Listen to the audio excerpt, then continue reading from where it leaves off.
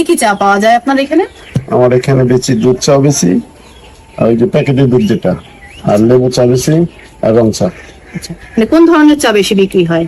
রং চাটাই বেশি। রং চাটাই। আচ্ছা, আমরা একটু দোকানটা ঘুরে ঘুরে দেখি। আচ্ছা, এইখানে মূলত বিস্কিট, চিপস মানে সবকিছু আছে।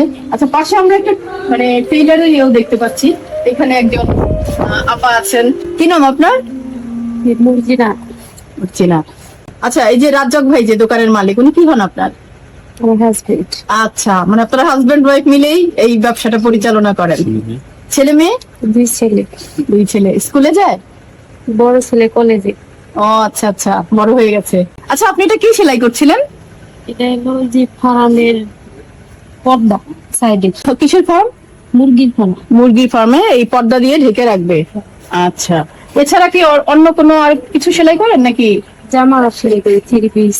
আচ্ছা, সব ধরনের কাপড় সেলাই করেন আপনি? যখন যেটা অর্ডার।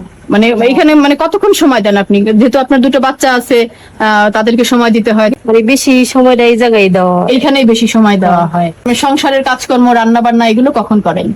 করি টুকটাক, মানে যেটুক সময় পাই একটু করি। আর আমার যাও আছে, যাও করে, আচ্ছা। রান্না করে।